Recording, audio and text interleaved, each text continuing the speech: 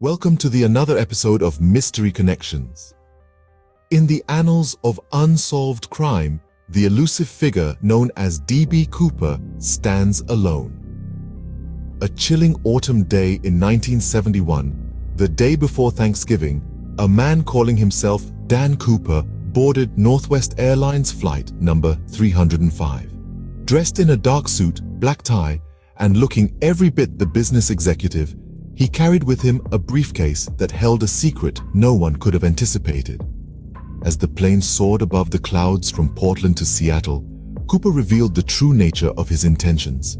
He opened his briefcase. Inside was a bomb. With a calm and collected demeanor, he hijacked the plane. Upon landing in Seattle, he made his demands crystal clear.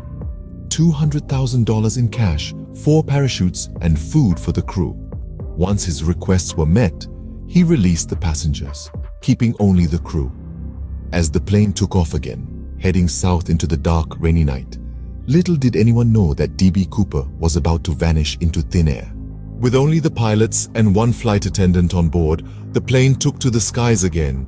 The dark, rain-soaked night veiled their departure from Seattle. Their destination was unknown to anyone but the man who called himself D.B. Cooper. In the eerie quiet of the cabin, Cooper meticulously began his preparations. The parachute, an alien object in the confines of the commercial airplane, was unfolded, its white fabric stark against the dimly lit interior. Cooper, the business executive type in a dark suit, became a skydiver, a daredevil about to perform a feat that would etch his name in the annals of criminal history. He secured the bank bag full of $20 bills, the spoils of his audacious scheme, to his person. Each bill, marked and recorded, was as much a part of his escape as the parachute strapped to his back. The weight of $200,000 in cash was a tangible reminder of the risk he was taking. Then came the moment of truth. The rear stairs of the Boeing 727 were lowered mid-flight, a spectacle that must have been both terrifying and exhilarating. The roar of the engines drowned out everything else, and the rush of cold, damp air filled the cabin. Cooper stood at the edge of the abyss, staring into the uncharted darkness. Without a word, without a backward glance, D.B. Cooper jumped. The black, rainy night swallowed him whole, the only trace of his existence being the diminishing sound of the roaring plane. Somewhere north of Portland, amidst the clouds and rain, a man vanished with $200,000 strapped to his body. When the plane landed with the stairs down, it was like a ghost ship. The pilots and the flight attendant emerged, visibly shaken but unharmed. In the cabin, the 2 remaining parachutes lay undisturbed, stark white against the sea of empty seats. And there, on the seat that D.B. Cooper once occupied, was a black tie, a symbol of a man who had vanished into thin air. When the plane landed with the stairs down, all that was left of D.B. Cooper was a black tie on his seat. In the wake of Cooper's audacious escape, a massive manhunt was launched. The military, alongside the FBI, rallied their resources to hunt down the elusive Cooper.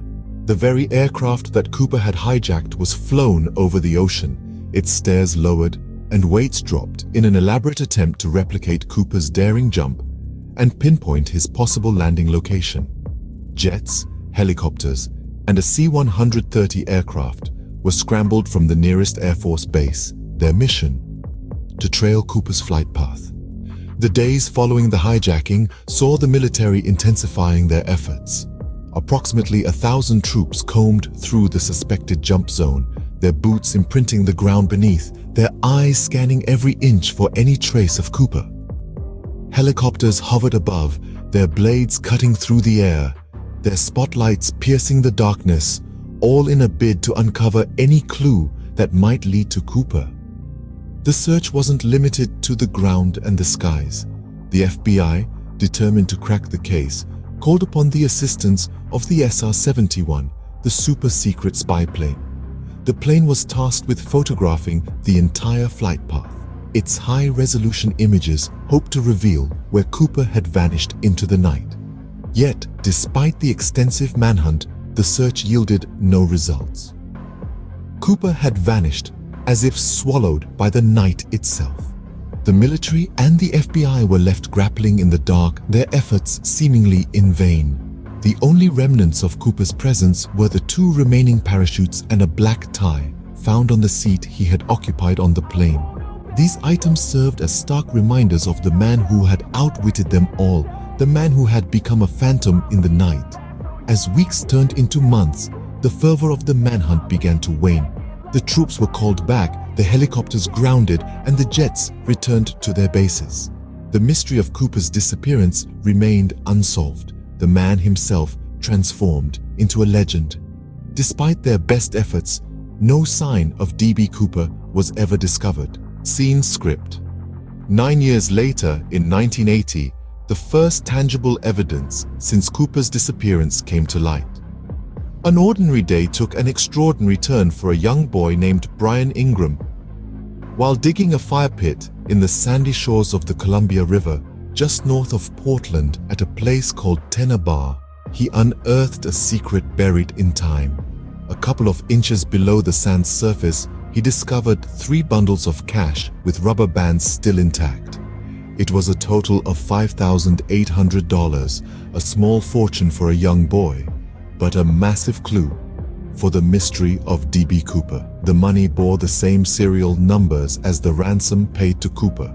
This was a significant breakthrough in the case, the first solid evidence since that fateful night in 1971. The discovery sparked a frenzy of activity. The FBI once again descended on the area. The beach was meticulously searched and the river dredged by so-called Cooper hunters, all in hopes of finding more clues to Cooper's fate. But the discovery of the money raised more questions than it answered. How did it end up at Tenor Bar? Some speculated that Cooper had perished and the money had washed downriver. Others believed that he had buried the money himself, a theory that suggested he survived the perilous jump. The theories were as diverse as they were intriguing. There were those who believed the money had been planted there to throw investigators off Cooper's trail. And even more daring theories suggested that Cooper had returned to the site years later to retrieve the money, only to leave a part of it behind as a taunt to his pursuers. Yet the truth remained elusive. The FBI's extensive investigation yielded little more than the money itself. Despite the additional clues and heightened public interest, the case seemed no closer to resolution. Theories, speculation, and the occasional piece of evidence kept the legend of D.B. Cooper alive, but the man himself remained a phantom. Yet even with this discovery, the mystery of D.B. Cooper's fate remained unsolved. Decades have passed, but the legend of D.B. Cooper continues to captivate. His audacious heist and subsequent disappearance have been immortalized in a myriad of ways, transforming him into a figure of enduring intrigue. The story of Cooper's daring escape has been etched in the annals of crime history, spun into countless books that dissect his tactics, speculate his fate, and marvel at his audacity. The cinematic world, too, has been drawn to the allure of this enigma. Movies have reimagined his daring escape, his cunning plan, and his enigmatic personality, painting a picture of a man who dared to challenge the system and vanished into thin air. Songs have been penned, crooning tales of the man in the suit who leapt into the unknown with a bag full of cash, leaving behind a trail of questions that still beg to be answered. Yet, it's not just the realm of fiction that remains enthralled by Cooper's tale. The case has continued to baffle investigators and ignite the curiosity of crime enthusiasts. In 2007, Special Agent Larry Carr, refusing to let the case collect dust, took on the challenge of solving the mystery. Bound by restrictions not to expend government resources, Carr devised an ingenious plan. He decided to treat the hijacking akin to his bank robbery cases, making as much information public as possible, sparking a renewed frenzy around D.B. Cooper. In 2008, the baton was passed to the newly formed Cooper Research Team. Granted special access to investigate the case, this group of dedicated individuals embarked on a 3-year-long quest, diving deep into the Cooper rabbit hole in hopes of unveiling the man behind the legend. The case of D.B. Cooper remains one of the greatest unsolved mysteries of our time, a testament to the enduring power of human curiosity and the allure of the unknown. This enduring enigma continues to captivate, promising to keep us wondering, questioning, and theorizing for years to come. The story of D.B. Cooper is more than just a crime tale. It's a saga that has intrigued, baffled, and captivated audiences worldwide for over half a century. It's an enigma that continues to echo through the corridors of time, whispering secrets that remain just out of reach. D.B. Cooper embodies the allure of the unknown, the thrill of the chase, and the human fascination with unsolved mysteries. His audacious heist and subsequent disappearance have evolved into an enduring legend, a symbol of audacity, daring, and elusive freedom. The tale of D.B. Cooper is not merely about a man who vanished into thin air. It's about the indelible mark he left behind.